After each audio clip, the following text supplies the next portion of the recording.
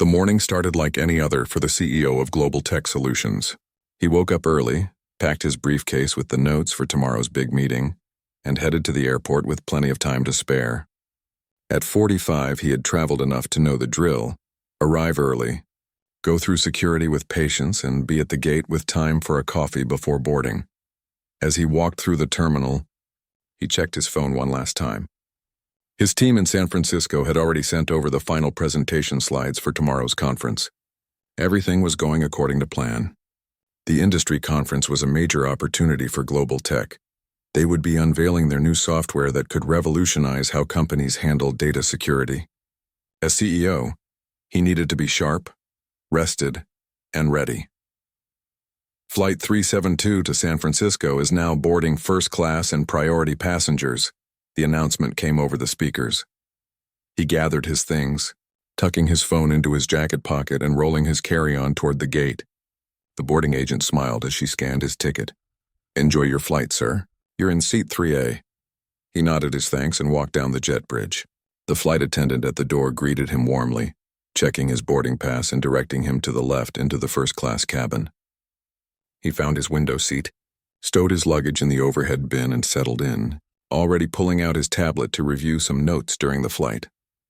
The first-class cabin slowly filled with other passengers, business people mostly, a few leisure travelers who had splurged on the upgrade. The CEO had paid for the first-class seat himself, not charging it to the company despite it being a business trip. He believed in leading by example when it came to reasonable expenses. Just as the final boarding announcement was made, a commotion arose at the front of the cabin. A flight attendant was speaking with a white man in an expensive suit who appeared agitated. Pointing at a boarding pass and gesturing, the flight attendant, a woman in her mid-30s with a tight smile that didn't reach her eyes, began walking down the aisle scanning the seats. Her gaze stopped when she reached the CEO's row. "Excuse me, sir," she said, her voice lowered. "There seems to be a situation with our seating arrangement." The CEO looked up from his tablet. "Is there a problem?" "Well, it appears we have an overbooked situation in first class. One of our platinum members needs accommodation, and we're going to have to ask you to take a seat in economy for this flight." He blinked, confused. "I'm sorry, but I booked this seat weeks ago. I have my confirmation right here." He pulled up the email on his phone and showed it to her. The flight attendant glanced at it briefly. "Yes, I understand, but we have a priority situation. The gentleman at the front is a very frequent flyer with us, and company policy is to accommodate our highest tier members first." "I'm a platinum member as well," he replied, showing his membership card. "And regardless, I have a confirmed reservation for this specific seat." By now, other passengers were watching the interaction. The white man from the front of the cabin had moved closer, standing behind the flight attendant with his arms crossed, an impatient expression on his face. "Sir," the flight attendant said, her voice taking on an edge, "we really need to get this flight underway. There's a perfectly good seat in economy that we can move you to." "I paid for first class," he said calmly but firmly. "My reservation is confirmed. I don't understand why I'm being asked to move when I have a valid ticket for this seat." A supervisor was called over, a man with graying temples who barely made eye contact as he spoke. "Sir, you're causing a scene. We need to get this flight in the air. We can discuss compensation for the downgrade once we're underway. But right now you need to gather your things and move to seat 23D. The CEO looked around at the other passengers. Some avoided his gaze, others watched with uncomfortable expressions. He took out his phone and began recording.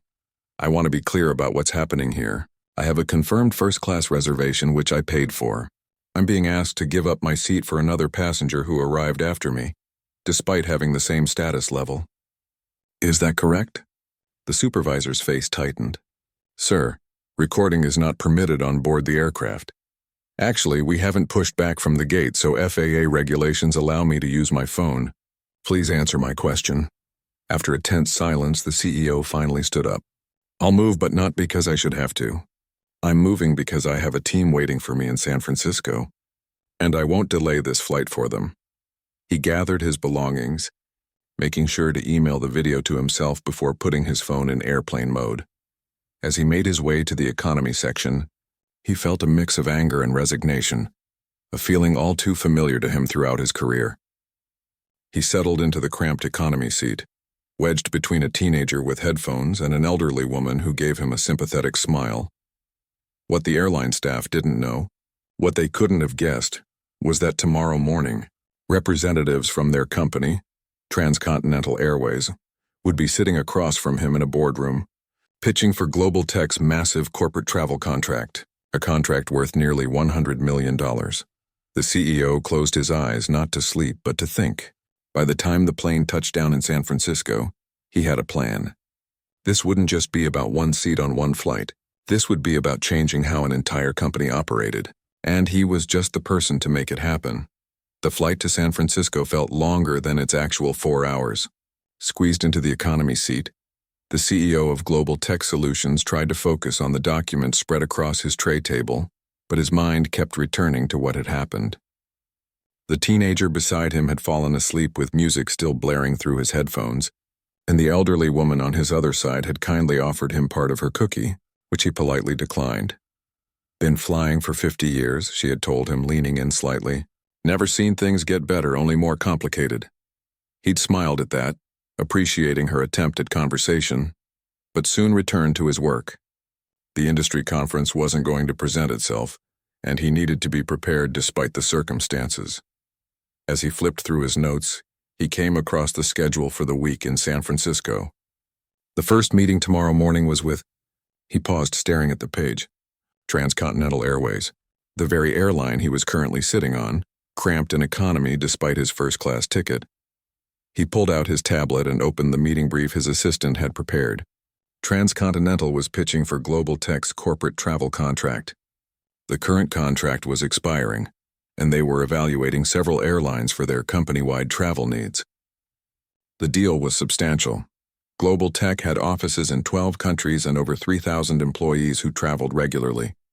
The contract was worth approximately $100 million annually, and here he was, the CEO who would be making the final decision, sitting in economy after being bumped from his rightful seat.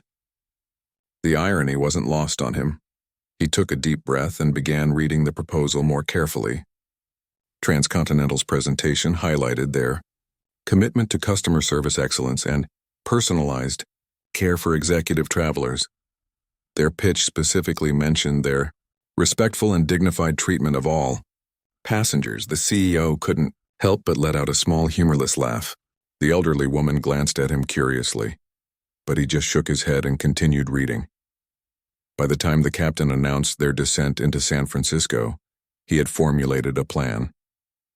He sent a detailed email to his chief of staff, explaining what had happened and attaching the video he'd recorded. He also reached out to his legal team, not because he wanted to pursue personal litigation, but because he wanted to understand if what happened to him was a violation of Transcontinental's own policies or any regulations about confirmed reservations. "Can I get you anything before we land?" the flight attendant asked, stopping at his row. "No, thank you," he replied politely. The same flight attendant had passed him several times during the flight without making eye contact. Now she seemed to be making an effort to be courteous, perhaps realizing her earlier error in judgment. As the plane touched down at San Francisco International Airport, the CEO gathered his belongings and waited patiently for the rows ahead to deplane. His phone buzzed immediately upon turning it on. Several messages from his team who were waiting to pick him up, and responses from his chief of staff and legal department about the incident. "We'll be waiting for you at arrivals," his chief of staff had written, and regarding the Transcontinental situation, "Their executives have no idea who you are. They've never met you in person. Their sales team is scheduled to meet with the CEO and executive team tomorrow, but they're expecting to be introduced for the first time." This was true. Many of Global Tech's business relationships were handled through department heads and the procurement team. As CEO, he only stepped in for final approvals or major negotiations. Transcontinental would have no way of connecting the passenger they'd bumped to the executive, who would be evaluating their $100 million proposal. His chief of staff had added, "Do you want me to cancel the meeting?" He typed back quickly, "No, let them come. But pull together some information for me tonight. I want to know their diversity statistics, their history of complaints, and any public incidents similar to what happened today. And don't mention anything to them about today's flight." Outside the terminal, his team was waiting with a car. His chief operating officer, A woman who had been with the company since its early startup days took one look at his face and knew something was wrong. "Rough flight?" she asked as they settled into the back seat of the company car. "You could say that," he replied, and then recounted what had happened. She listened, her expression darkening. "That's completely unacceptable. We should cancel tomorrow's meeting and tell them exactly why." "No," he said, looking out at the San Francisco skyline as they drove toward their hotel. "I have something else in mind." That evening, in his hotel suite, he reviewed the information his team had gathered. Transcontinental Airways had a history of similar complaints. There were multiple social media accounts of people of color being downgraded, questioned about their ticket status, or subjected to extra security measures.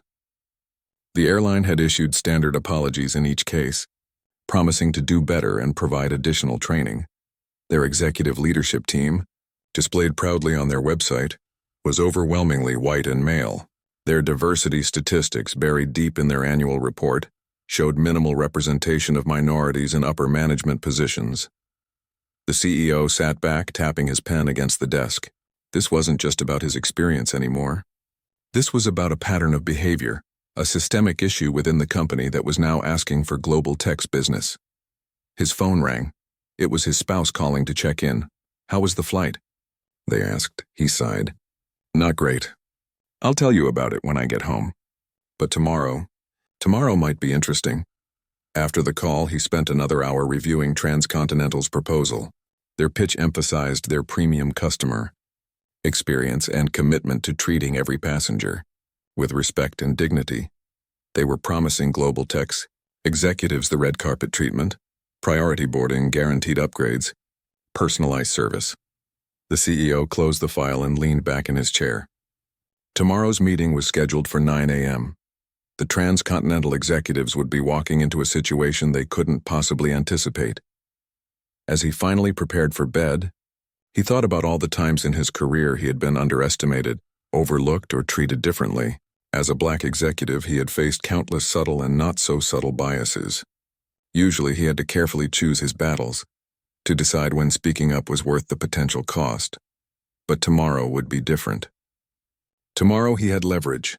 Tomorrow he had power. He set his alarm, laid out his best suit, and went to sleep, mentally preparing for what would likely be one of the more memorable meetings in Transcontinental Airways corporate history. The Global Tech Solutions headquarters in San Francisco stood tall among the city's skyline, its glass exterior reflecting the morning sun. Inside the main conference room on the 32nd floor, the CEO adjusted his tie as he reviewed his notes one final time. His chief of staff had arranged the room exactly as he'd requested.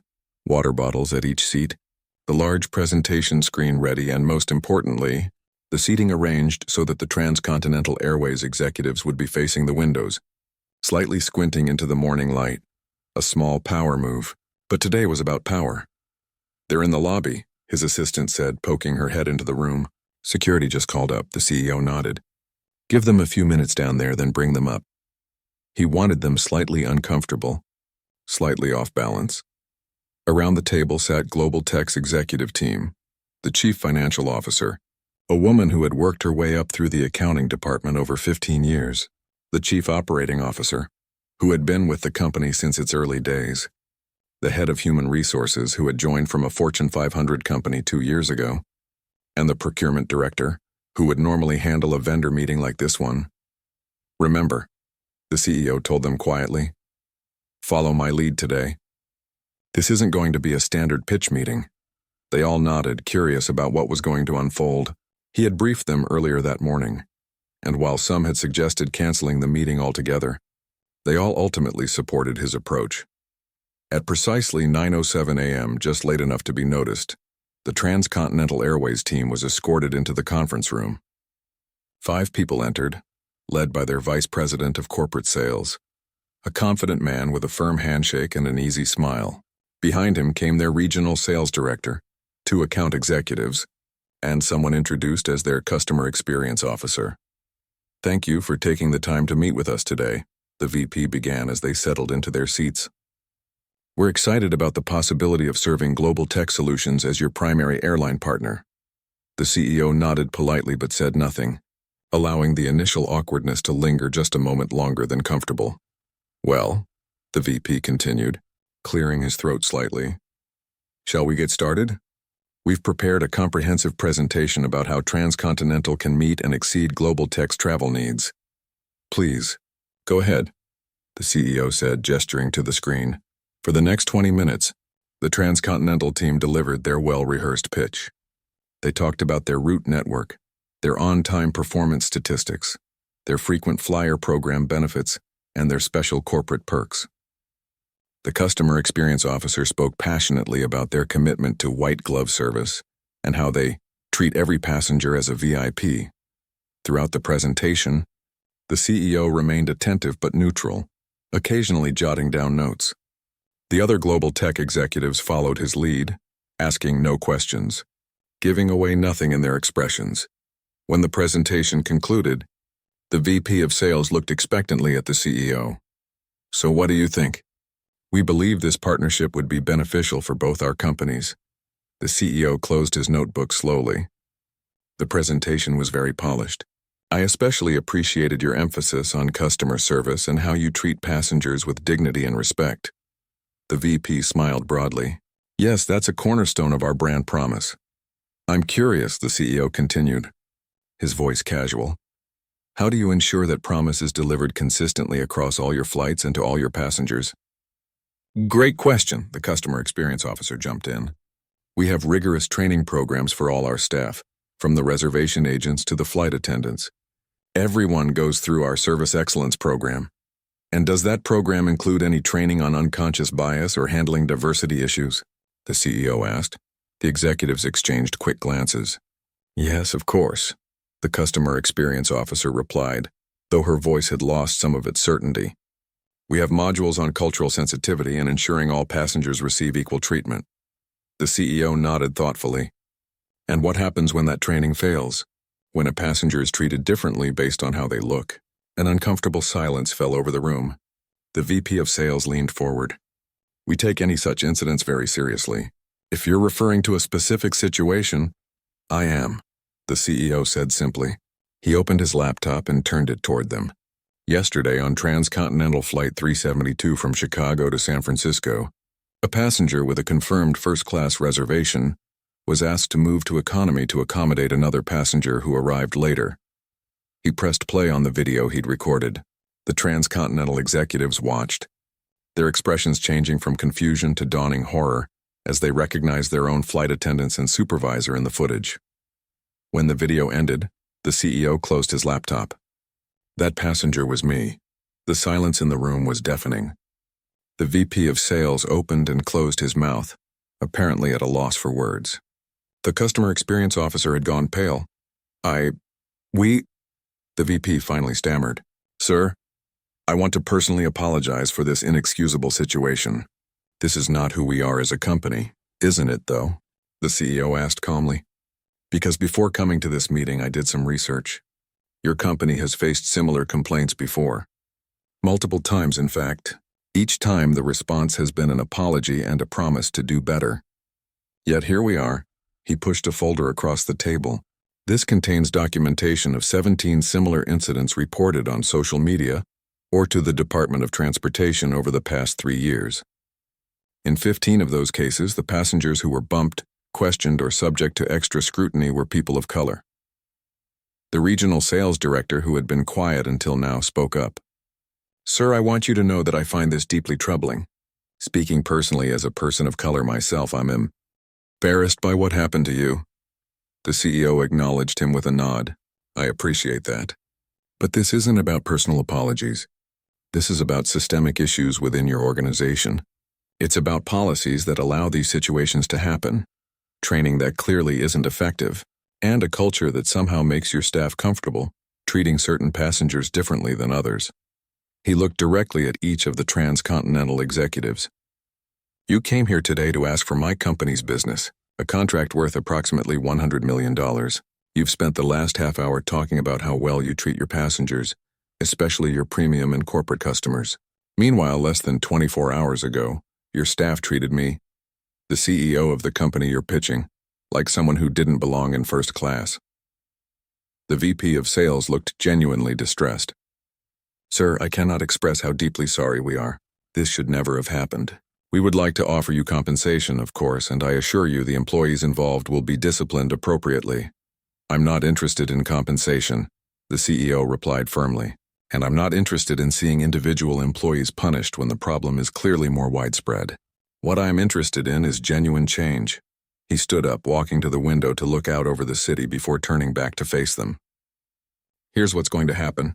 Global Tech Solutions will be freezing all negotiations regarding the travel contract until Transcontinental Airways can demonstrate meaningful changes to address these issues." The executives looked at each other in alarm. The VP started to speak, but the CEO held up his hand. "I'm not finished. You're going to leave here today and report to your executive leadership exactly what happened. You're going to explain why a $100 million contract is now in jeopardy, and then you're going to come back with a real plan. Not just apologies, not just promises, but concrete actions that will ensure no other passenger experiences what I experienced yesterday." The meeting ended shortly after, with the transcontinental executives filing out in stunned silence. As the door closed behind them, the global tech COO let out a low whistle. That, she said, was something to witness. The CEO sat back down, suddenly feeling the weight of the confrontation. "It had to be done," he replied quietly. "Not just for me, but for everyone who's ever been in that situation without the leverage to do anything about it." What none of them knew yet was that someone from the administrative staff had overheard parts of the meeting and had already sent a text to a friend about what happened. By evening, the story would be spreading across social media, creating a PR crisis that would force Transcontinental Airways to reckon with issues they had long managed to downplay or ignore. For the CEO, though this wasn't about public shaming or revenge, it was about using his position to create change that would benefit others. As he prepared for his conference presentation later that day, he knew that what happened in that boardroom might ultimately be more important than any business deal. By that evening, the story had already begun to spread. What started as a text message from an administrative assistant to a friend quickly snowballed. Someone posted about it on Twitter, and within hours the hashtag #TranscontinentalTruth was trending. People began sharing their own experiences with the airline, creating a flood of stories that painted a troubling picture of systematic discrimination. The CEO of Global Tech Solutions was in the middle of a dinner with conference speakers when his phone began buzzing incessantly. His chief of staff was calling. "Have you seen what's happening online?" she asked when he stepped away to take the call. "No, I've been in meetings all day," he replied. "The story about what happened on your flight and in the meeting today has gone viral. Transcontinental's PR team is in crisis mode. They've been trying to reach you." The CEO sighed. This wasn't exactly what he had planned. He had wanted to handle the situation professionally, to create pressure for change through business channels. Now that it had become public, the dynamics would shift. "I'll call them back in the morning," he decided. Let them sweat a little tonight. When he returned to the dinner table, several people gave him knowing looks. The news had traveled fast, even reaching the technology conference attendees. A woman across the table, the founder of a successful cybersecurity company, raised her water glass slightly in his direction. "Well played," she said quietly. About time someone with real leverage took a stand. Back in his hotel room that night, he scrolled through the social media storm.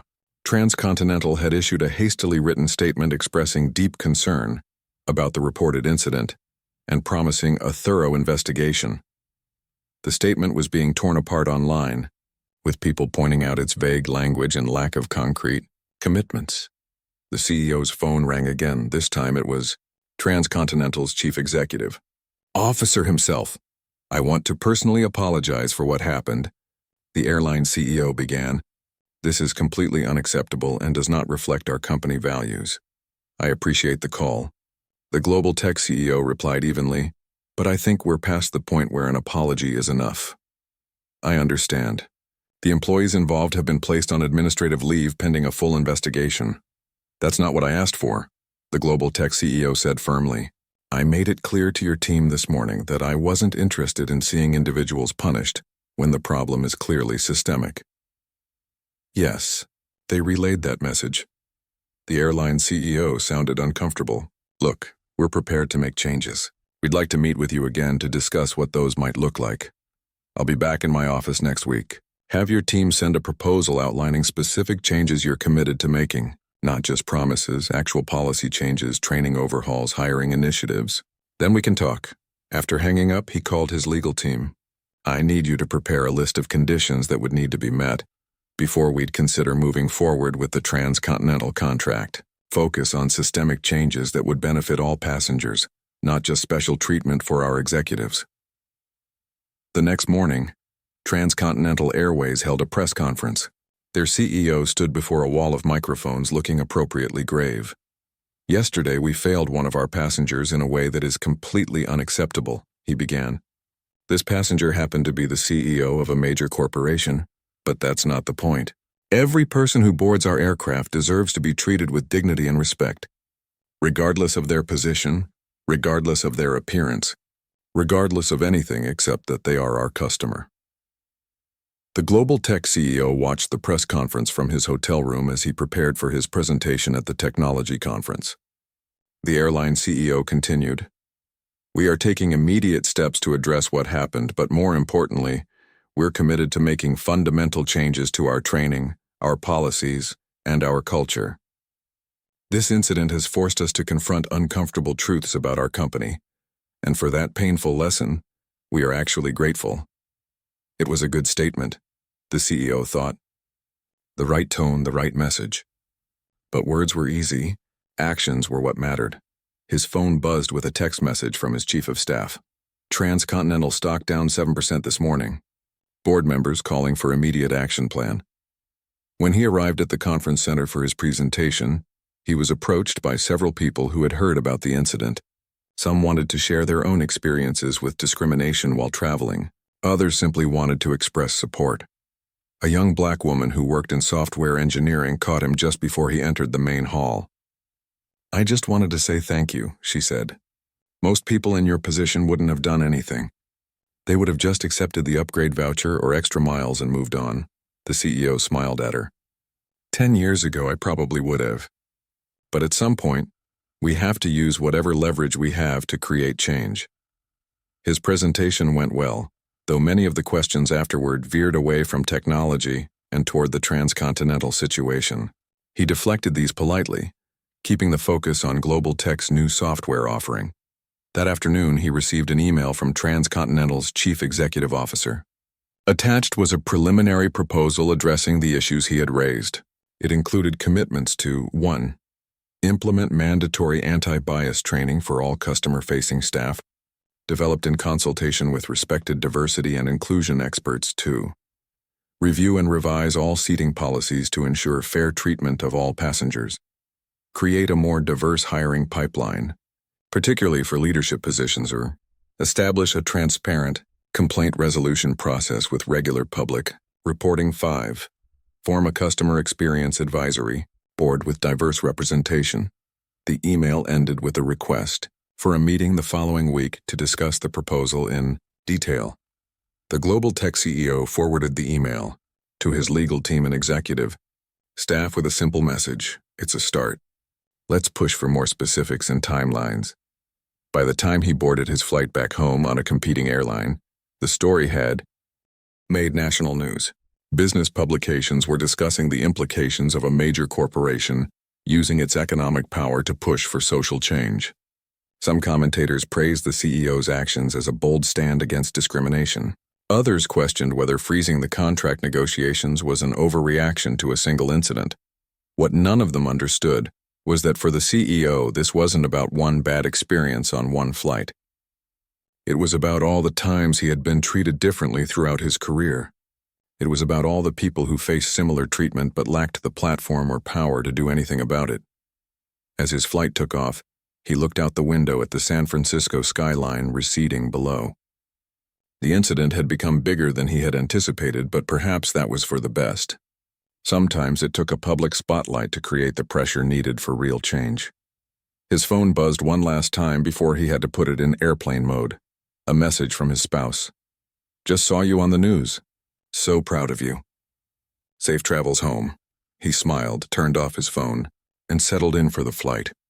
already thinking about the meeting with Transcontinental the following week and the opportunity it presented to create meaningful change. 3 months had passed since that flight from Chicago to San Francisco. The CEO of Global Tech Solutions stood in the lobby of Transcontinental Airways headquarters, gazing up at the newly installed artwork. The piece was a beautiful mosaic made up of thousands of small photographs, faces of people from every imaginable background, age, and ethnicity, all forming the image of an airplane in flight. Below it, a simple plaque read, "Every journey begins with respect. What do you think?" asked a voice beside him. He turned to see Transcontinental's newly appointed Chief Diversity Officer, a woman with decades of experience in organizational change who had been hired as part of the airline's transformation. "It's a powerful statement," the CEO replied. "But I'm more interested in the changes that aren't so visible." She nodded. "I understand. The artwork is nice, but it's the policy changes that matter. I think you'll be impressed with what we've accomplished in the last 90 days. Together they walked toward the conference room where the contract signing would take place. After months of negotiations, Global Tech Solutions had agreed to move forward with the travel contract, but only after Transcontinental had demonstrated genuine commitment to systemic change.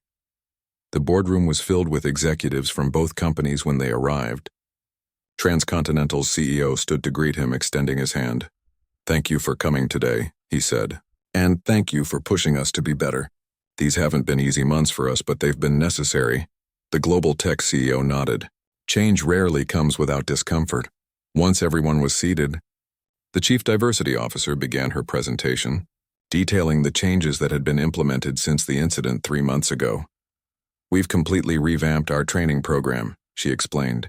"Every employee, from baggage handlers to the executive team, now undergoes a comprehensive anti-bias training course developed in partnership with leading experts in the field. But training alone isn't enough." She clicked to the next slide. "We've revised our seating policies to eliminate subjective decision-making that could be influenced by bias. All upgrades, downgrades, or seating changes now follow a transparent algorithm based solely on ticketing time, fare class, and loyalty status, with no visual assessment of passengers." The presentation continued, outlining the creation of an independent customer experience review board with members from diverse backgrounds, the implementation of a transparent complaint tracking system with public reporting, and significant changes to hiring and promotion practices to increase diversity at all levels of the company. Most importantly, the Chief Diversity Officer concluded, "We've tied executive compensation to these initiatives. Our leadership team now has diversity and inclusion metrics as part of their performance evaluations, affecting their bonuses and advancement opportunities." When the presentation ended, the Global Tech CEO looked around the room. "These are impressive changes," he acknowledged. "But the real test will be in their implementation and sustainability. How do you plan to ensure these aren't just temporary responses to a PR crisis?" Transcontinental's CEO leaned forward. "That's why we'd like to invite you to join our customer advisory board. We need leaders who will hold us accountable, who won't let us backslide once the media attention fades." The offer caught him by surprise. "You want me? The person who froze your $100 million contract and triggered a public relations nightmare, to advise your company?" "Precisely because of that," the airline CEO replied. "You used your leverage to push for meaningful change rather than personal gain. That's the perspective we need." After a thoughtful pause, the Global Tech CEO agreed. "I'll join your advisory board, but with one condition. I want the board to include ordinary passengers who face discrimination, not just corporate leaders. Their voices need to be heard too." With that settled, they proceeded to the contract signing. The new agreement included quarterly diversity, audits, and an unprecedented clause allowing Global Tech to suspend the contract again if Transcontinental failed to maintain its commitments. As photos were taken and hands were shaken, a junior executive approached the Global Tech CEO. "I just wanted to say," she said quietly, "that my brother had almost the exact same experience on a transcontinental flight last year. He didn't have the power to do anything about it. What you did matters to people like us." Later that evening, at a small reception celebrating the new partnership, the Global Tech CEO found himself in conversation with several Transcontinental executives who had not been present at the original confrontational meeting. The changes we've made because of this situation aren't just the right thing to do morally, their chief financial officer admitted. They're actually good business. Our customer satisfaction scores have already improved, and we've seen an uptick in bookings from diverse customer segments who previously avoided our airline. That doesn't surprise me, the global tech CEO replied. When you create an environment where everyone feels respected and valued, it benefits everyone, including your bottom line. As he prepared to leave the reception, he received a notification on his phone. The story of the contract signing had already hit the business news, with headlines highlighting the unprecedented diversity requirements included in the deal. Several other major corporations had reached out to his team, interested in implementing similar requirements in their vendor contracts. The ripple effect was beginning. 6 months later, the CEO found himself back on a transcontinental flight, once again in first class. The difference in the experience was noticeable, from the diverse flight crew to the refreshed training evident in their interactions with passengers. A flight attendant approached his seat. "Can I get you anything before takeoff, sir?" He looked up at her name tag, which now included a small pin indicating she spoke 3 languages. "Just water, thank you." As she handed him the water, she glanced around to make sure no one was listening, then spoke softly. "I was working in the terminal the day you were asked to move from first class last year. I wanted to speak up but was afraid for my job. Thank you for doing what so many of us couldn't do." Before he could respond, she had moved on to the next passenger. The CEO settled back in his seat, reflecting on the journey of the past 9 months. What had started as a humiliating experience had transformed into a catalyst for change, not just at one airline, but potentially across multiple industries. His phone buzzed with an email, another company reaching out about global tech's vendor diversity requirements.